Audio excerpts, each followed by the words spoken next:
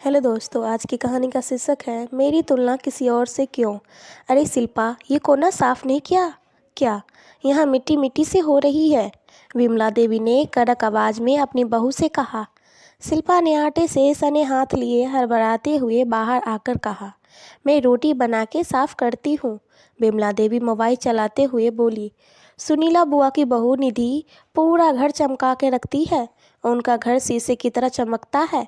शिल्पा बिना कुछ बोले रोटियां बनाने लगी। दोपहर का तो शिल्पा के ससुर जी खाना खाने आए। शिल्पा खाना देने लगी पर पानी देना भूल गई। सामने ही सासू माँ बैठी थी।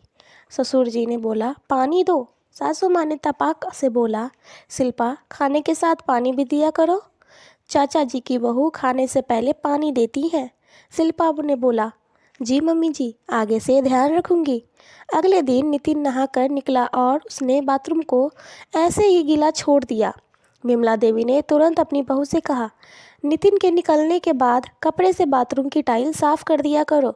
बड़े मामा जी की बहू रुचि का बाथरूम सूखा रहता है। गीले बाथरूम से राहु खराब हो जाता है। शिल्पा ने बोला, मम्मी जी, अभी तो नितिन जी का टिफ़िन तैयार कर रही हूँ, इसके बाद साफ कर दूंगी। नितिन के चले जाने के बाद विमला देवी और शिल्पा बैठ के बातें कर रहे थे। तभी बातों बातों में विमला देवी ने बोला, अरुण मौसा जी के बहू पूरे घर का ख्याल रखती है, पूरे घर को संभाल लिया है। मौसी जी का आराम से घूमती है, कोई टेंशन नहीं। शिल्पा बोली, अनीता भाभी की शादी को 15 साल हो गए हैं। आप भी पापा जी के साथ पास वाले पार्क में चली जाया कीजिए। आपका घूमना भी होगा और पापा से 2-4 बातें भी हो जाएगा। तभी बिमला देवी ने तपाक से बोला, ना बाबा ना, मेरी बस की नहीं है। मेरे घुटनों में दर्द रहता है और बच्चों वहाँ क्रिकेट खेलने आते हैं। अगर घुटने में गेंद लग गई और बिस्तर पकड़ लिया तो फिर मेरी सेवा कौन करेगा? मेरी किस्मत बहन जैसी थोड़ी ना है। 2 दिन बाद शिल्पा को अपने सूट सिलवाने के लिए टेलर के पास जाना था। उसने अपनी सासू माँ से टेलर वाले के पास जाने की बात कही। विमला दिल्ली में ने तपाक से बोला, अरे सामने वाली बहू तो खुद से अपने हाथ से ब्लाउज और सूट बना लेती है। अपने हाथ से कितनी भी डिज़ाइन बना लो और कभी भी बनाकर पहन लो। शिल्पा ने बोला, मम्मी जी, सूट तो मैं भी सिल लेती हूँ, पर यह कपड़ा थोड़ा रेशमी है और रेशम के कपड़े की फिटिंग जल्दी सही नहीं आती है, बहुत सड़ता है। इसीलिए मैं टेलर से सिलवाना चाहती हूँ और मेरे पास अभी टाइम भी नहीं है। दिवाली होकर गई है और चचेरे भाई की शादी है। बिमला देवी ने तुरंत बात पलटते हुए बोला, नहीं, मैं तो बता रही हूँ कि अगर सिलाई आती है तो अपने घर में ही कपड़े सिल के आदमी पहन सकता है। शिल्पा चुपचाप सुनकर चली गई। कुछ दिन बाद बिमला देवी की सहेली घर पर आई। दोनों सहेली आपस में खूब हंस हंस के बातें कर रही थी और अपने बच्चों की बातें, जवानी की यादें और बुढ़ापे के किस्से सुना रही थी। तभी शिल्पा दोनों के लिए नाश्ता लाई और शिल्पियाँ वहीं पर बैठ गई।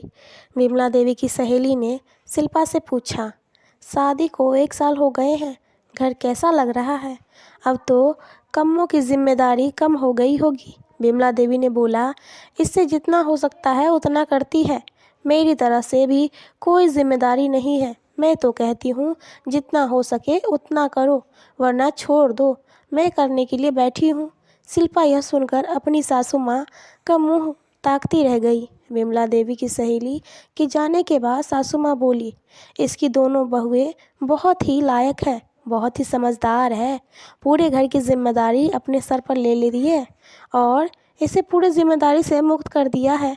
हाथ में बैठे बैठे खाना देती है, पानी देती है और देखने में बहुत सुंदर है। सब गुण संपन्न घर की है, पर घमंड ज़रा सा भी नहीं है। खाना भी खुद बनाती है, कपड़े भी खुद धोती है और सास ससुर को हाथों से हाथ सामान देती है। शिल्पा की अब सहनशक्ति खत्म हो गई थी। वह बोली, मम्मी जी, सबकी बहू स्वर गुण संपन्न है। आप हमेशा कहती हैं कि उसकी बहू यह करती है, इसकी बहू यह करती है, मौसी की बहू यह करती है, चाची की बहू वो करती है, पर आपकी बहू क्या करती है? आपने कभी वह देखने की कोशिश नहीं की क्या? सिर्फ आपकी बहू कुछ नहीं करती, आपको सिर्फ मेरी कमियां ही नज़र आती हैं। मैं आपकी अपनी माँ की तरह सेवा करती हूँ, पर आपने कभी मुझे बेटी के रूप में नहीं देखा। मम्मी जी, आप मुझे बेटी ना सही, कम से कम मुझे बहू के रूप में तो देखिए। मैं क्या करती हूँ, कितना करती हूँ, यह भी तो देखिए। मामी की दूर से ढोल सुहाने होते हैं, सब में कमियां होती है। मैं आपकी और चाची जी की फ़ोन पर बात सुनी थी, वह अपनी बहू की कितनी बुराई कर रही थी। इस घर में आए हुए मुझे 1 साल ही हुए हैं, धीरे धीरे एडजस्ट कर रही हूँ, सीख रही हूँ। विमला देवी अवाक होकर सब सुन रही थी। दोस्तों, मैं यहाँ सास को नीचा और बहू को ऊंचा नहीं दिखा रही हूँ। हमारे समाज में बहुओं की तुलना हमेशा रिश्तेदारों की बहुओं से की जाती है, जो कि सही नहीं है। हर घर के अलग अलग नियम होते हैं। अपने घर की बहू को घर के रीति रिवाज बताइए, पर उसकी तुलना किसी के घर की बहू से ना करें, क्योंकि आपकी बहू आपकी ही रहेगी। अगर कहानी पसंद आए तो चैनल को लाइक शेयर एंड सब्सक्राइब करें। अगर इस कहानी में हमसे कोई गलती हुई हो तो उसके लिए क्षमा करें और बेल आइकन को दबाना ना भूलें।